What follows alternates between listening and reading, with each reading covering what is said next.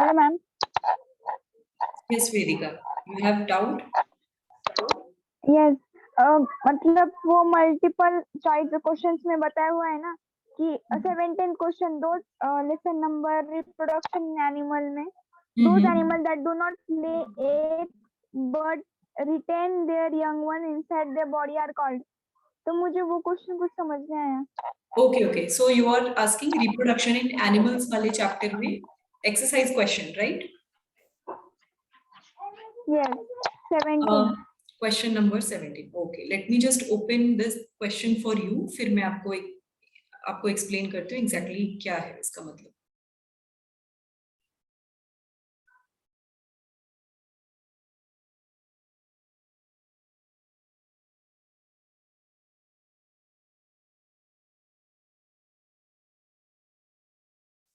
Okay. Wait, I'll share the PDF. Okay. So Vedika, question number 17 की बात कर रहे हो ना? जो मैंने highlight किया है वही Yes, question. ma'am. Okay. Yes, So basically question क्या कह रहा है कि particular animals egg laying नहीं करते but वो young ones produce करते हैं. मतलब उनकी बॉडी के अंदर एग डेवलप होने की बजाय डायरेक्टली वो ऑर्गेनिज्म का यंग वर्जन डेवलप होता है. तो वैसे ऑर्गेनिजम्स को हम क्या बोलेंगे? That's what they are. Ma'am, shall I say the answer? Yes you can. Ma'am, viviparous it is. Yes. So oviparous those जो एग लेइंग करते हैं, अगर आप बार बार भूल जाते हो तो you can remember in a way. Eggs कैसे होते हैं? गोल दिखते हैं, ओवल शेप्ड होते हैं. एंड ओविपेरस का ओ बस याद रखना. तो जो भी एग लेइंग एनिमल्स हैं वो ओविपेरस हैं जो यंग वंस प्रोड्यूस करते हैं. So human are viviparous. Cat, dog, buffalo, cow, goat, camels, all those are viviparous क्योंकि वो अपनी ही तरह स्मॉलर वर्जन या स्मॉल बेबीज प्रोड्यूस करते हैं. They do not lay eggs. और बाकी जो है एंडोगेमस, एक्सोगेमस, इसका मीनिंग है, वर्ड मीनिंग है एंडोगेमस मतलब अगर बॉडी के अंदर से कोई चीज ओरिजिनेट हो रही है, प्रोड्यूस हो रही है, दैट विल बी एंडोगेमस. अगर बॉडी के आउटर सरफेस से कोई चीज ओरिजिनेट हो रही है या कोई नया फॉर्मेशन हो रहा है, दैट इज द एक्सोगेमस. तो ये दोनों वर्ड्स फिलहाल आपके चैप्टर के हिसाब से इंपॉर्टेंट नहीं है but they are the simple normal biology words.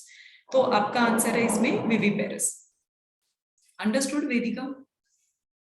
Yes ma'am. और मैम के ऊपर 13 क्वेश्चन है ना, उसका आंसर मैंने जब मतलब मैंने स्टार्ट किया था तो मतलब vital connection between mother and Portuguese, तो मैं क्या लिखूं?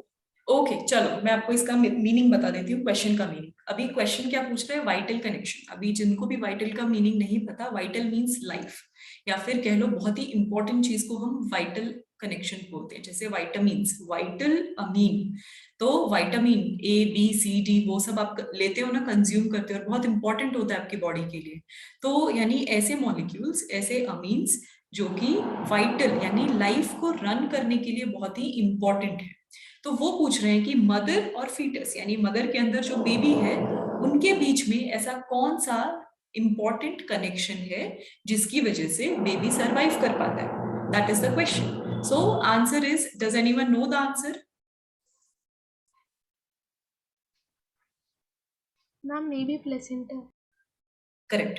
सो placenta is the main connection जो मदर एंड फीटस के बीच में नेटवर्क क्रिएट करता है इनिशियली. और यही प्लेसेंटा है जो nutrition from mother's blood to embryo's body transfer करता है. तो placenta is the important connecting link. Any other doubt?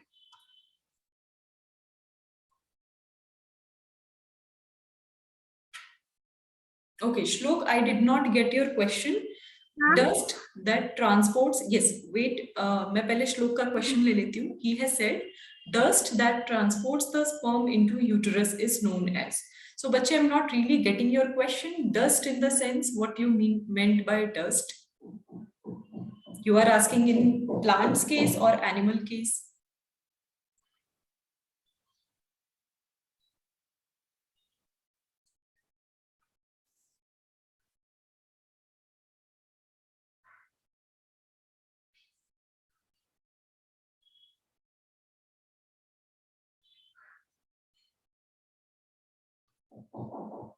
Okay.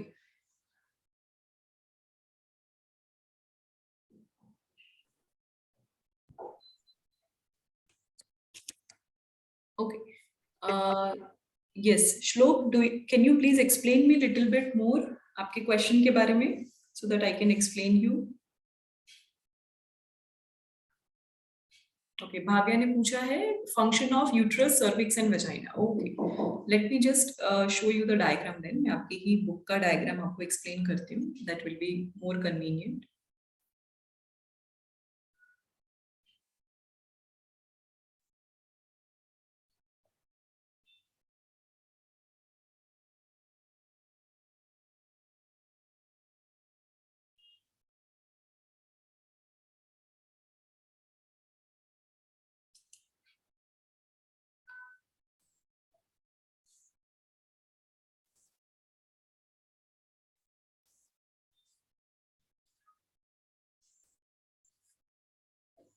Okay, सबको diagram दिख रहा है? Yes, ma'am. Okay, so basically अभी main तीनों के important function uterus as normally it is the main germinal या कह लो genital pouch बोलते हैं, common language में genital pouch बोलते हैं. इसका major work है to carry the baby. तो अगर fallopian tube, this is the fallopian tube और oviduct, यहाँ पे होता है fertilization. इस पर्टिकुलर रीजन में फर्टिलाइजेशन होने के बाद जो जाइगोट है वो डिवाइड होता जाता है और ट्रैवल करता जाता है. तो वो जो डिवाइड और ट्रैवलिंग है उसकी वजह से दिस इज द यूटरस, यही मेन एरिया है और इसके इंटरनल वॉल्स जहां पे जो एम्ब्रियो है वो अटैच होगा एंड फर्दर जेस्टेशन पीरियड या प्रेगनेंसी का जो टाइम है वहां पे तब तक वो पर्टिकुलर एम्ब्रियो जो है उसका नरिशमेंट होगा एंड डेवलपमेंट होगा. So that is the main function. Now vagina and cervix. Cervix जो मेन पार्ट है इसका काम है opening and closing depending upon semen या स्पर्म एंटर हो रहा है या नहीं हो रहा है. दो केसेस में ओपनिंग एंड क्लोजिंग जो मेन एरिया है उसकी ओपनिंग एंड क्लोजिंग को ध्यान में रखते हैं. पहला काम है, पहला कंडीशन तब होता है अगर कोई भी वेस्ट मटेरियल और मे be some kind of mucus secrete करना हो आउटसाइड द यूटरस, अगर ऐसा कंडीशन हो, और इनटेक ऑफ सीमेन और स्पर्म अगर उसके इनटेक की जरूरत है तब उस टाइम पे सर्विक्स की ओपनिंग होती है. और थर्ड केस में तब ओपनिंग होती है जब एक्चुअली एम्ब्रियो का जो फीटस है उसे बाहर आना हो, इन्फेंट की डिलीवरी या पार्चुरेशन टाइम जो होता है उस टाइम पे ओपनिंग होती है. And vagina is the proper opening जो कि एक्चुअली पाथवे देता है, डायरेक्शन देता है towards uterus. So it is a connecting link. Vagina जो है वो आउटर एनवायरनमेंट के साइड कनेक्टेड होता है, देन इंटरमीडिएट स्टेज सर्विक्स होता है और उसके बाद प्रॉपर पाउच और जो चेंबर आता है दैट इज द यूटरस, जिसके अंदर Ma'am actually means proper pregnancies carry on होती है. Yes, ma'am means vagina act as a birth canal. In a sense. you can say, but birth canal you can say, but जो outer opening है तो cervix and vagina दोनों ही combinedly birth canal कहलाते हैं. तो mostly क्या होता है, vagina is the outer opening जो environment की तरफ है, intermediate stage is cervix and the internal proper pouch like structure is uterus. So आपका birth canal will be your cervix and vagina combined. Okay, ma'am. Okay, you can say you can see here यहाँ पे properly sentence दिया हुआ है. You all can read the cavity. Yeah, I'm highlighting it. Ma'am, the cavity of the cervix is called cervical canal, and which along with vagina forms the birth canal. Right. तो cervical canal and vagina जो proper है ये दोनों को combinedly ही ये proper region, दोनों ही region को combinedly आप birth canal बोल सकते हैं. Ma'am, so cervix is the internal opening and the vagina is the external. Yes, you can say that. Okay, ma'am. Okay, any other questions? Ma'am, I have in that, ma'am, in the circulatory system of 8th standard, it is. Okay, बच्चे today we Next. are only taking reproduction questions. तो reproduction related why I am not taking other chapter, क्या होगा फिर बाकी बच्चे confuse हो जाएंगे. So one by one every class I will give you one chapter, you have to read about it and I will answer all your questions. Okay, you can ask me separately, you can WhatsApp me if those who have another questions इस chapter से related नहीं है but in general कोई और doubts हैं you can WhatsApp me या फिर आप मुझे बाद में पूछ सकते हो. Yes, Ma'am, Ma'am, I have a doubt. Okay, so raise your hand. If multiple students have doubt at a time, then raise your hand. I will call your name one by one. Okay, chalo, let's take Shlok first. ma'am, can you hear me? Yes, I can. Sorry, ma'am, my network was gone. Okay, that's okay. You can ask your question. Ma'am, in page number 15, 27 question in reproductive system. This chapter, जो मैं आपको दिखा रही हूँ, यही Yes. वाला chapter है क्या? Yes, ma'am. 15 Page page. number, which one? 15. Multiple choice. 15. Okay, question number? 27. Okay, 27. Okay, so the duct that transport the sperm into the uterus. So basically अभी जो आपके पास options है इन्हीं को देख लेते हैं. तो first is normally vasa difference. Vasa difference क्या होता है? मैं तीनों का ही epididymal duct और ureter तीनों को ही properly दिखा देती हूँ in the diagram कि exactly diagrammatically वो कैसे arranged हैं. Then you will understand it maybe properly. So mostly Vasa difference जो होता है इसका कनेक्शन एक्चुअली टेस्टिस से है और ये क्या करता है inside reproductive organ means properly जो अंदर की तरफ जो भी जितने भी सीमेन या स्पर्म प्रोडक्शन होगा उसके पाथवे के लिए मेन वासा डिफरेंस है. तो ये टेस्टिस है, यहाँ पे सीमेन का प्रोडक्शन हुआ, इसको लेकर जाने का काम इंटरनली कर रहा है वासा डिफरेंस. अब उसके बाद पूछ रहे हैं यूरेटर और दूसरी चीज उन्होंने बोली है एपिडिडाइमल डक्ट. अभी मोस्टली जो यूरेटर है, यूरेटर बोला है यूरेथ्रा बोला, let me just check one more time.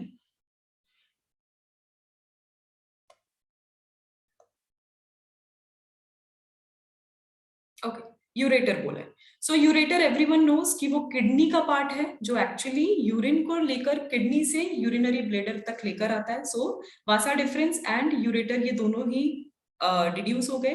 Then उसके बाद epididymal duct. Epididymal duct mostly urethra के केस में भी कहा जाता है एंड यूरेथ्रा का जो मेन पार्ट है that duct will help in passing of semen outside the penis. तो एक्चुअली बॉडी के बाहर अगर जब सीमेन जाएगा वही डक्ट help करेगा to enter or to pass sperm into the uterus. So your answer is B. Thank you, ma'am. Okay. Okay, खुशी का question है why there is menopause in female after age of 45. The thing is female are born with limited number of eggs. तो अभी क्या होता है every month when female reaches puberty adolescence कह लो और जब उनकी बॉडी रिप्रोडक्टिवली डेवलप होने लगती है. सो ड्यूरिंग प्यूबर्टी क्या होता है कि जो भी लिमिटेड एग्स हैं एवरी मंथ एक एग मैच्योर होता है.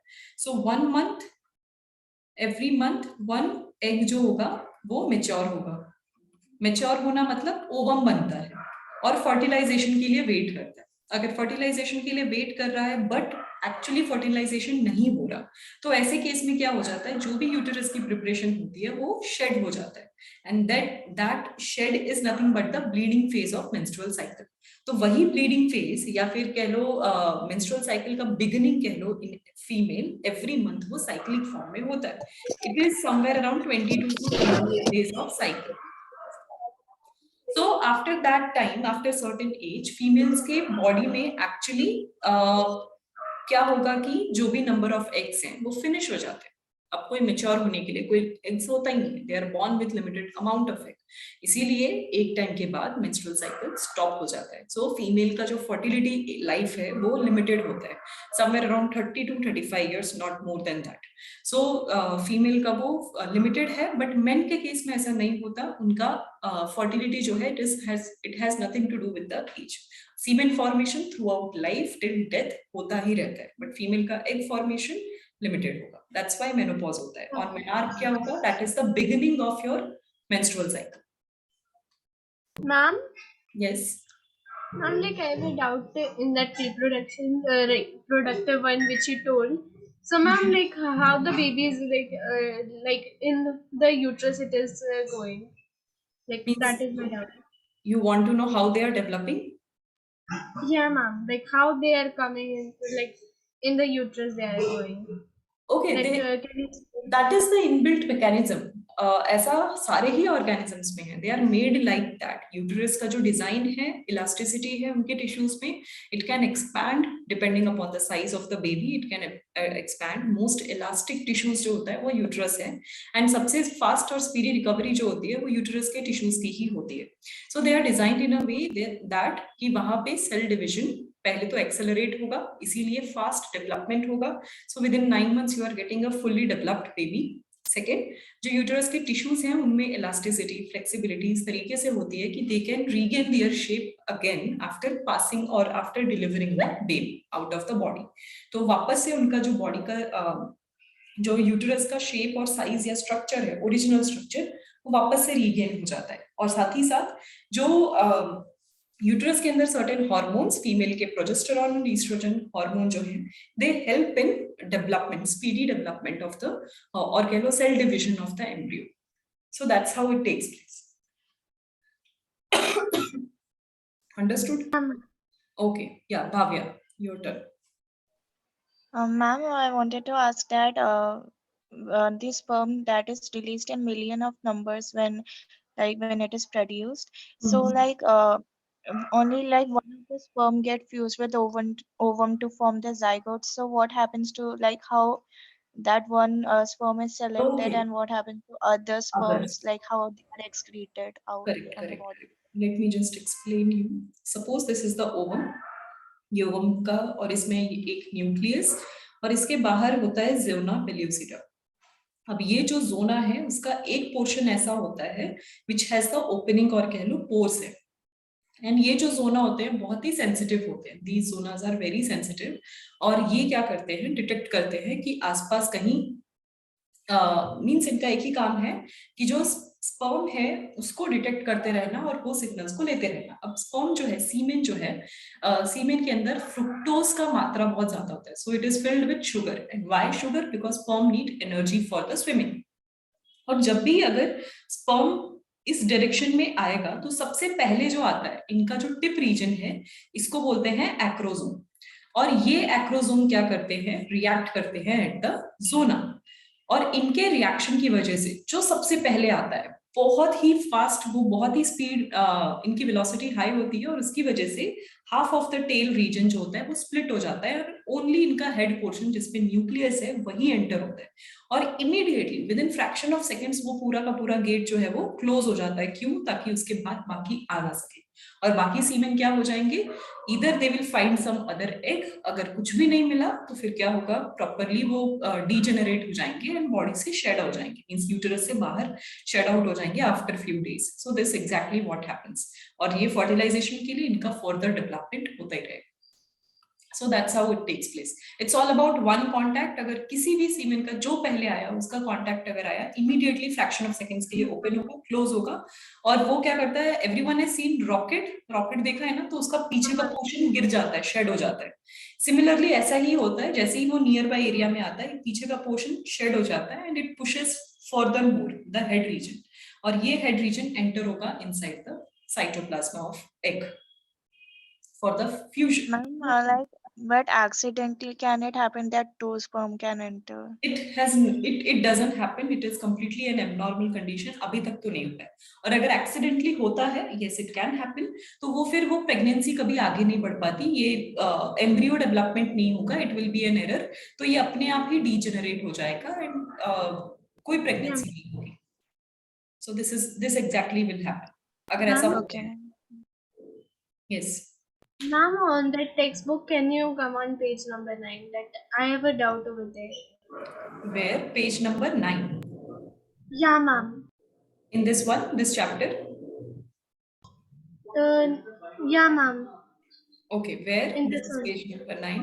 Yes. Ma'am, but how the babies that development of embryo? I didn't understood this picture one which it is there, so I didn't understood that. Okay. So first of all, ये ovary है, ovary में follicle mature हुआ, mature होके oviduct या fallopian tube में गया। अब जैसे ही फेलोपियन ट्यूब में जाता है, this is the area, as you can see, मैं डायग्राम जूम करके आपको दिखाती हूँ। दिस इज द एरिया जहां पे आपको दिख रहा होगा इसके साथ सीमेन का फर्टिलाइजेशन हो रहा है, means sperm are also getting reacted. और जैसे ही फर्टिलाइजेशन हुआ, एज सून एज फर्टिलाइजेशन होगा, उसके बाद उनका सिंगल सेल यानी जाइगोट से उसके बाद सेल डिविजन और मल्टीपल सेल फॉर्मेशन स्टार्ट हो गया। एंड वो होते होते there will be one time कि वो जो सेल है वो ब्लास्टोसिस्ट या ब्लास्ट्यूला बनाता है। ब्लास्ट्यूला इज अ स्टेज जब एक्चुअली सेल डिवीजन भी होता है, काउंटेबल मींस अब आप काउंट नहीं कर सकते सेल को, और उनमें बॉडी के लिए कैविटी भी दिखनी शुरू हो जाती है। यहाँ पे एक व्हाइट कलर का पोर्शन दिख रहा है, bean like structure, so kidney bean की तरह दिख रहा होगा, so that is the cavity of the baby's body. और उसके बाद यही वो स्टेज है जिसमें कि अटैचमेंट होता है at the uterine wall, uterus के अंदर के वॉल पे अटैचमेंट होगा। See you can see here, so attachment हो रहा है, इसको बोलते हैं इम्प्लांटेशन या कंसेप्शन। तो पहले स्टार्ट हुआ ओव्यूलेशन, ओव्यूलेशन हुआ, राइट टाइम पे स्पर्म आया तो फर्टिलाइजेशन होगा, जाइगोट का डिवीजन होगा, ब्लास्टुला बनेगा, इम्प्लांटेशन या कंसेप्शन होगा। अब इसके बाद प्रॉपर डिवीजन शुरू हो जाएगा। डिवीजन यानी यही जो सेल्स हैं, ये जो आपको स्मॉल डॉट डॉट और चेन लाइक स्ट्रक्चर दिख रहे हैं, इट मींस कि ये प्रॉपर डिवीजन है, इनका डिवीजन शुरू हो गया। डिवीजन होते होते इनके आसपास प्लेसेंटा बन जाता है। सो व्हाट प्लेसेंटा डज, वो न्यूट्रिशन ला कर देता है और वो फर्दर बेबी का डेवलपमेंट होता है। तो ये जो एग्जैक्टली क्या हुआ, यहाँ पे आपको जो डिस्क लाइक स्ट्रक्चर दिख रहा है, तो एक पार्ट होगा जो कि कंप्लीटली अटैच हो जाएगा फ्रॉम द यूटेरस और वो प्लेसेंटा बना देगा, और दूसरा पार्ट जो होगा वो एम्ब्रियो की बॉडी बनाएगा। सो this is how it is going on, और यही फर्दर प्रॉपर डेवलपमेंट होता है। And ma'am, like how will if the sperm doesn't reach on time, like for further fertilization, then what will happen? So then there will be no fertilization. देखो, fertilization या pregnancy बहुत ही sensitive चीज होती है। It doesn't mean कि अगर वो चीज राइट टाइम पे ना हो तो भी होगी क्या, नहीं, कभी नहीं होगी। जो सीरीज ऑफ इवेंट्स आप यहाँ पे पढ़ रहे हो या जो आपने कॉन्सेप्ट्स पढ़े हैं, they are the ideal condition, और जब तक आइडियल कंडीशन मैच नहीं होता there will be no pregnancy. और अगर प्रेगनेंसी हुई भी तो तुरंत एबॉर्शन या टर्मिनेशन नेचुरली हो जाएगा। There are many female those who are pregnant and they don't even realize कि वो प्रेग्नेंट है। ऐसा इसलिए होता है बिकॉज अगर वो 1 मंथ 2 मंथ तक प्रेगनेंसी कैरी भी करती हैं, उनको नोटिस भी नहीं होता, और अगर राइट कंडीशन नहीं मिलता, जैसे आप पूछ रहे हो कोई डिले हो गया या कोई एबनॉर्मेलिटी आ गई, तो वो इमीडिएटली टर्मिनेट हो जाता है। बॉडी कभी भी एबनॉर्मल कंडीशन एक्सेप्ट नहीं करेगी, वो अपने आप उसको रिजेक्ट करने लगती है। तो रिजेक्शन की वजह से कभी कभी नेचुरली एबॉर्ट हो जाते हैं, बहुत सारे फीचर्स जो है नेचुरली एबॉर्ट हो जाते हैं।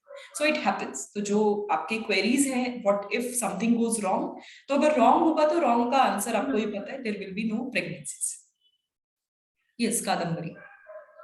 And ma'am, like how this placenta is formed?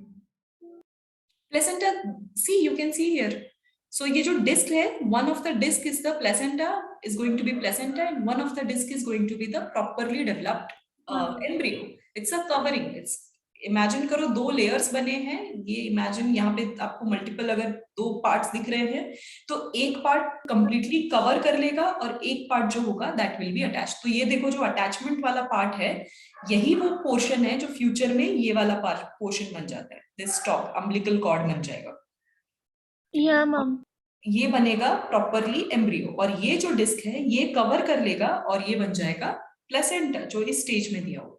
So this is how it happens. Okay, ma'am. Okay, yes, Kadambari. Ma'am, what it is meant by hermaphrodite animals? Hermaphrodite means those animals which have both the sexual characteristics and reproductive organs, male and female both. Like And ma'am,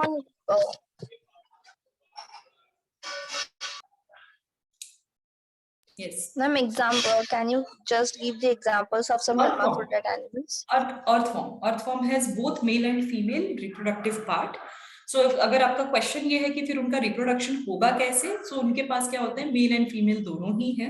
तो after reproductive phase या फिर maturation phase, या जब भी वो reproductively mature होते हैं, तब उनके गैमेट्स बनने शुरू हो जाते हैं। उन्हीं के पास, उन्हीं की बॉडी में एक पाउच होता है और एक ऐसा एरिया होता है, जेनिटल पार्ट, जहाँ पे फ्यूजन होता है। तो फ्यूजन अगर अकर होगा देन अपने आप वो पर्टिकुलर अर्थवर्म मल्टीपल एग्स और फर्टिलाइज्ड जाइगोट बनाएगा एंड फ्यूचर में वो उसे सिक्रीट कर देगा, लाइक एग लेइंग टाइप हो जाएगा और बहुत सारे अर्थवर्म फिर न्यू प्रोड्यूस होंगे. So this is how it takes place.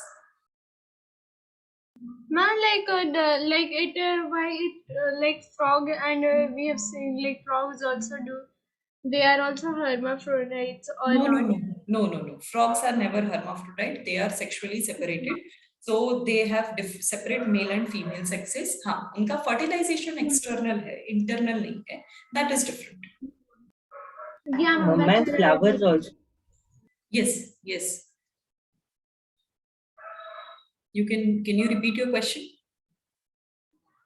Flowers also are hermaphrodite. Right, bisexual flowers. तो जो बाइसेक्सुअल फ्लावर जिसमें मोस्टली टिपिकली हम नॉर्मली जो फ्लावर हमने देखा है एग्जांपल वो hermaphrodite ही देखा है ना. कभी भी हम फ्लावर का डायग्राम बनाते हैं तो हम एंड्रोशियम एंड गाइनोशियम दोनों ही साथ में बनाते हैं. So yes, flowers are also bisexual and unisexual, उनमें भी होते हैं. तो मेल एंड फीमेल प्लांट भी होते हैं. Yes. Ma'am, the people like who are transgender, so they also like are hermaphrodites. No. Transgenders are different part. Transgender means those who have switched their gender after birth consciously. Means they don't want their current gender or they have switched it. Maybe male is converted into female or vice versa. अगर ऐसा होता है उनको transgenders बोलते हैं. तो वो surgically और hormonal treatment से अपने आप को switch कर लेते हैं. So trans means अपने को transform करना. तो gender transformation.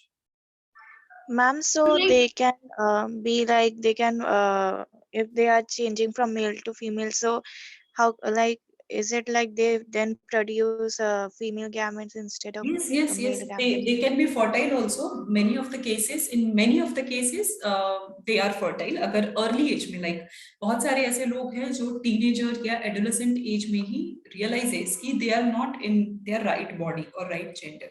तो अगर उनको feel होता है they get the right treatment. Surgery होती है, of course surgery की जरूरत पड़ती है. Surgery होती है, hormonal treatment होता है. तो अगर उनको सही तरीके से मिला तो उनका organ properly develop हो जाता है और they can be fertile. But अगर आप आफ्टर सर्टेन एज अगर आप ट्रांसजेंडर बन रहे हो लाइक आफ्टर 20-25 एडल्टहुड में आने के बाद और may be very late in your 30s, तो वो स्टेराइल होते हैं. They are female, they have that kind of hormones. Like male से अगर फीमेल बन रहे, they are completely female but they are sterile female. So उनका मेंस्ट्रुअल साइकिल नहीं होगा. उनके पास जो एग्स जो ओवरी या यूटेरस है उसमें ओव्यूलेशन प्रॉपरली नहीं होगा. बट प्रोजेस्टेरॉन और एस्ट्रोजन है, सेकेंडरी सेक्सुअल कैरेक्टरिस्टिक्स है, बियर्ड, मुस्टाश, ये सारी चीजें उनकी कंप्लीटली एलिमिनेट हो गई हैं. उनका एडम्स एप्पल रिड्यूस हो जाता है और सर्जिकली रिमूव भी कर दिया जाता है. So that's why they are female now. And ma'am, like are they also like which you told about transgender? So like some people are by birth. So ma'am, why is that? Like is there in that fertilization during that time only? Sometimes it's because of the chromosomal genetic disorder. तो genetic disorder की वजह से बहुत सारे लोगों का by birth reproductive organs develop नहीं होते और by birth develop नहीं होने की वजह से they are neither male nor female or they have both the characteristics sometimes. Ma'am, so can they have some surgery for being either a male or a female? Mostly they cannot because वो genetic है. यही problem है genetic का. अगर कोई भी issues या कोई भी प्रॉब्लम जेनेटिक लेवल पे आ जाती है, so you cannot switch it back. हाँ, अगर कोई और उसमें डिसऑर्डर्स, उस चीज की वजह से कोई और डिसऑर्डर आ रहा है, जैसे कि उनमें कोई डिसेबिलिटी आ रही है, मेंटली रिटार्डेड है, फिजिकली डेवलप नहीं कर पा रहे, तो वो भले ही आप ट्रीटमेंट से थोड़ा बहुत ठीक कर सकते हो, बट आपके जेनेटिक और आपके डीएनए को आप कभी ठीक नहीं कर सकते. So it is like that. I will give you one example. There's Klinefelter या फिर Turner's syndrome. तो बेसिकली ऐसे टाइप के सिंड्रोम्स में क्या होता है, जो मेल एंड फीमेल हैं वो स्टेराइल पैदा होते हैं. तो अगर स्टेराइल हो रहे हैं मतलब उनके पास क्या हो रहा है कि लाइक टर्नर का एग्जांपल ले रही हूँ कि फीमेल जो है उनके पास सिर्फ एक एक्स क्रोमोसोम है. तो यू नो वेरी वेल कि आज जो मेन सेक्स क्रोमोसोम्स है, मेल में XY एंड फीमेल में XX. तो जब टर्नर सिंड्रोम होता है तो फीमेल के पास X नॉट रहता है, तो यानी यहाँ पे कोई क्रोमोसोम नहीं है पेयर में. तो ऐसे केस में क्या होगा, उनके पास प्रॉपरली जो उनके सेकेंडरी सेक्सुअल कैरेक्टरिस्टिक्स हैं वो डेवलप नहीं होंगे, उनका मेंस्ट्रुअल साइकिल नहीं होगा, ओव्यूलेशन नहीं होगा, हार्मोन्स सही नहीं रहेंगे, so they are partially female but reproductively वो कंप्लीट नहीं हो पा रहे हैं as a female, but it doesn't mean they are male. Okay, so this is what happens. ये क्या है? Like they are partial female, not male, but yes, you cannot correct it ना, इसको आप correct नहीं कर सकते because it is a genetic problem. ऐसा होता है. yeah, ma'am. Okay. Okay, I'll before the link will stop, मैं आपको ये बता दूं, अगर थोड़ी देर में link means time out हो गया, so automatically you switch to the another link. Okay, ma'am. Okay, Bhavya का question है, how many days does normal menstrual cycle takes place and what happens in abnormal menstrual cycle? Okay, it completely depends. Normal abnormal हम किसको कह रहे हैं? अगर periodically ovulation हो रहा है and ovulation की वजह से means normal जो uterus preparation करता है और वो shedding हो रही है, the bleeding phase is taking place, so that is the normal menstrual cycle. It takes 22 to 28 days. So 22 to 28 days ये normal period है. Sometimes in some people it is 30, 32, ये भी range जा सकता है. Abnormal condition का मतलब है, yes, let me just finish this. Abnormal condition means ऐसा condition हो गया जिसमें कि ovulation हो ही नहीं पा रहा, यानी जो follicles हैं, female follicles या egg follicles, वो further ovum में convert नहीं हो पा रहे. ओवम में इसलिए कन्वर्ट नहीं हो पा रहे, मे बी हार्मोनल डिसबैलेंस हो चुका है, टीनेजर्स में मोस्टली होता है क्योंकि बॉडी अभी डेवलप हो रही है, एडजस्ट हो रही है, तो हार्मोनल डिसबैलेंस की वजह से, या फिर बहुत जिनमें ओबेसिटी होती है या फिर कोई और प्रॉब्लम रहता है, मेंटली स्ट्रेस रहते हैं, तो ये सारी चीजें अफेक्ट करती है. अफेक्ट होने की वजह से ये फॉलिकल जो होता है ये सिस्ट बन जाता है, और अगर सिस्ट बन गया so it creates painful process, बहुत ही ज्यादा पेनफुल प्रोसेस होता है, और it can also cause infection and infertility in female. So that's what happens in abnormal condition. तो इरेगुलर हो जाएगा, means after 2 months 3 months, after 60 days, sometimes 90 days menstrual cycle आता है. सो that is not the right. Yes Ma'am, what is PCOD? yes, I'm going to tell you. Everyone then join next link. I think इसका time out होने वाला है, then मैं आपको PCOD next link में explain करती हूँ. Ma'am, And and ma'am, I also have it. Okay, yes, everyone join now. तो मैं आपका one by one questions लेती हूँ. श्रीहरि, आपका question, what is ovulation? Okay, let me just answer your question in the next link. Okay.